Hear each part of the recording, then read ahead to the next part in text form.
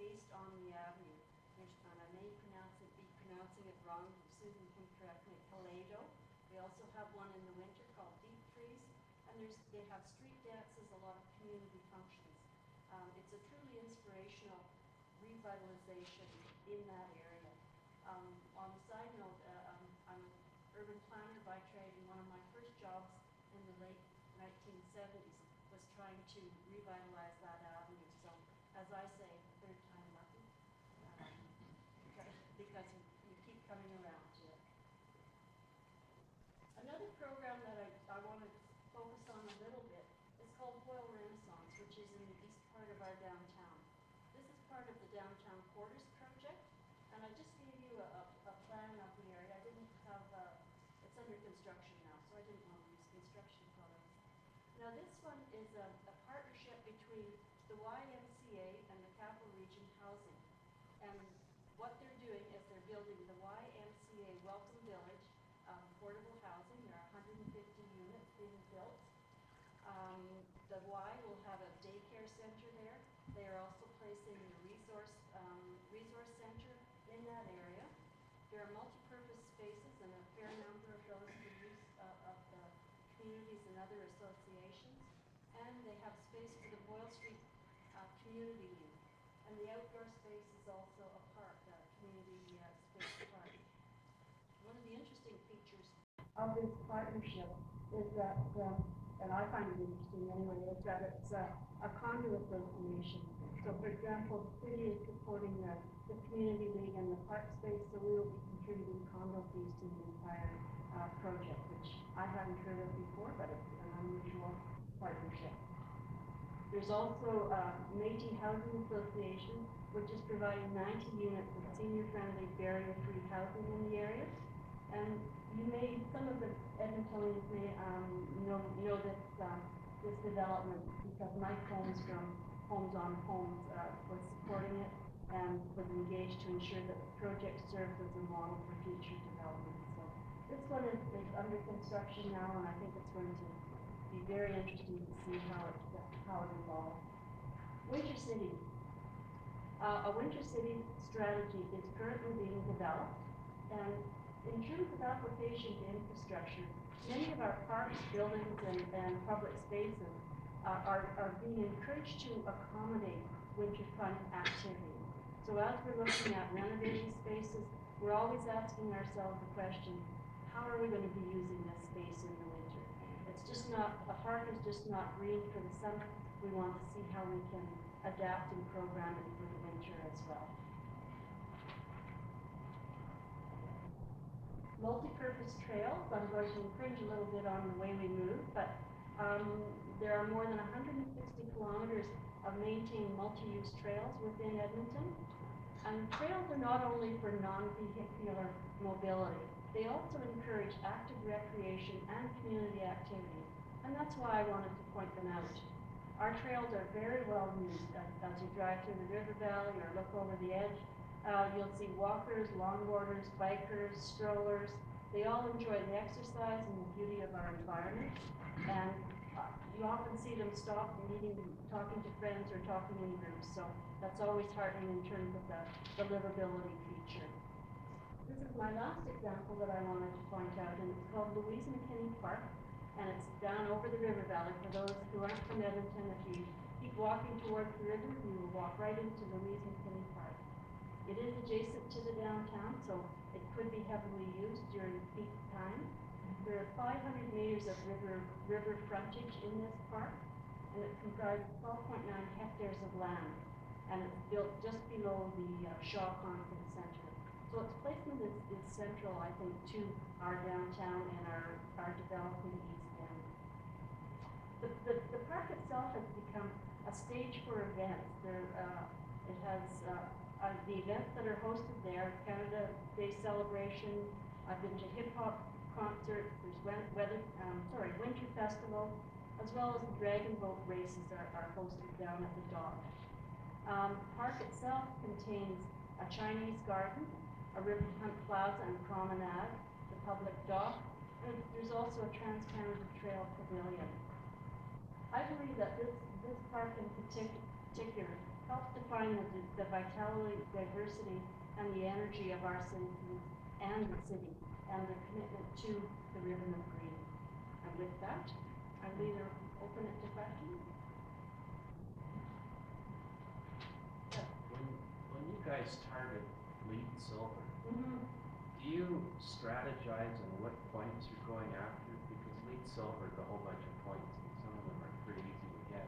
I mean, do you look for energy efficiency? Is that the goal, or water conservation? What are you interested in that realm of points? I think the features that we would be interested in are the ones that are going to net us the most over the long run. So the energy efficiency, the water efficiency, extra insulation, the use of material. So,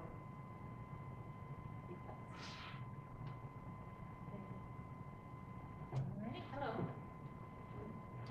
I was just wondering, do you whether look at the people on the nation and then replacing there was a lot of different lighting and some of the pieces that are used in different parts of the weather for remote areas, which I was just curious what's on the top. I think as projects are being developed, yes, we certainly do. But on that project basis, we would look to use the most efficient technology that we can and best practice. So as we move forward on each project, we live and learn a little bit more and use those features that we know may net us more in the long run. But as I said, Terwilliger was our first in 30 years, big one. I mean, Terwilliger is a very large sector. Okay. Thank you. Thanks, Heather. Brian.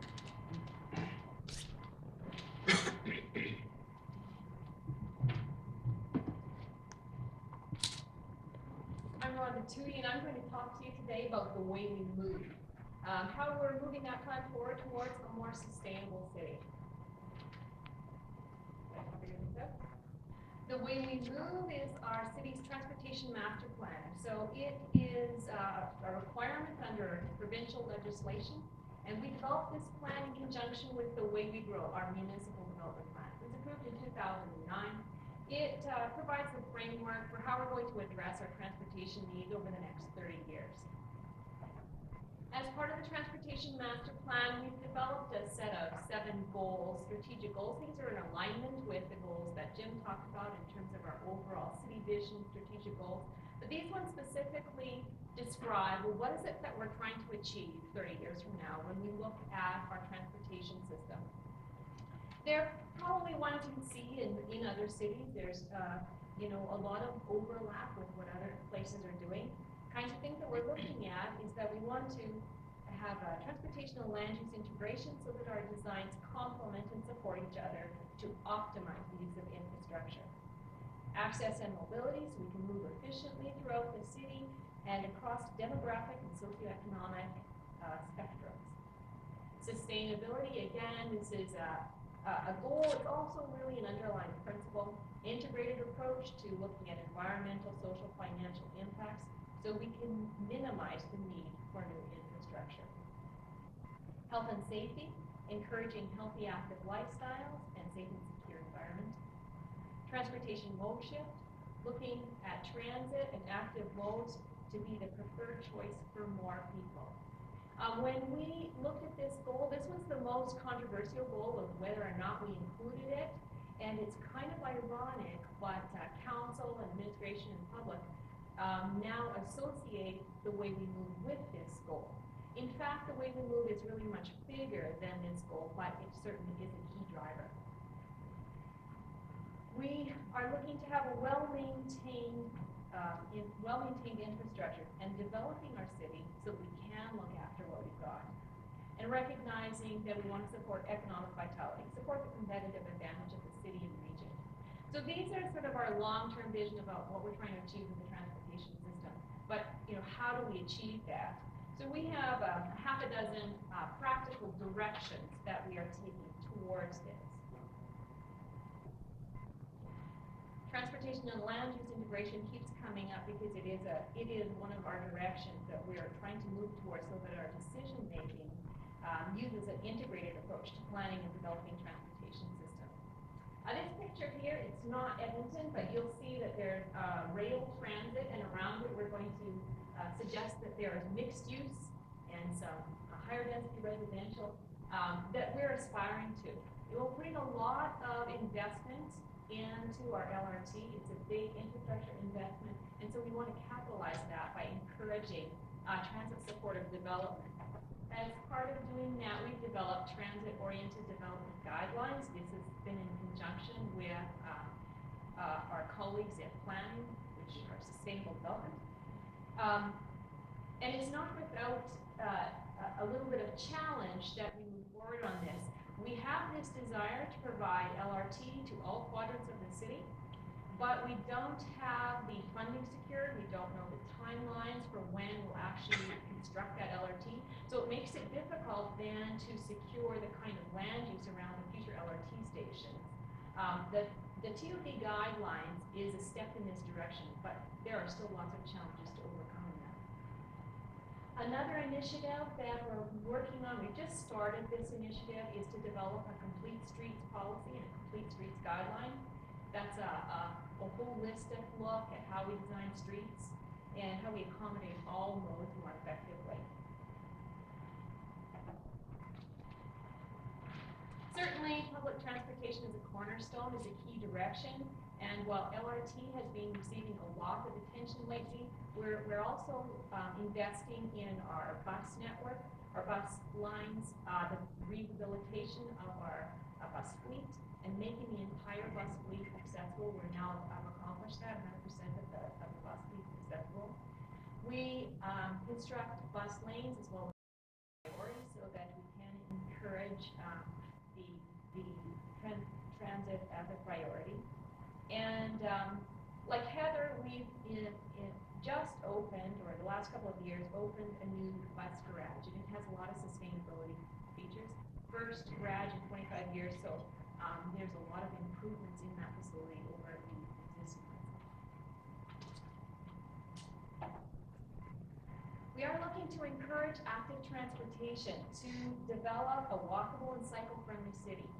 And this direction has been gaining some support from our public as well as City Council. And with that support, we've been have had an increase in funding for active transportation so that we can implement our bike plan and our sidewalk strategy. While we've had this increased funding and we've been moving forward, it's not without some challenges.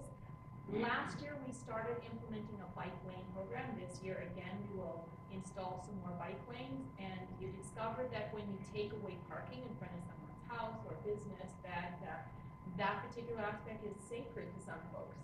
And so there's a little bit of pushback in specific areas, but nevertheless, there still is a direction and support to move forward on our active transportation policy.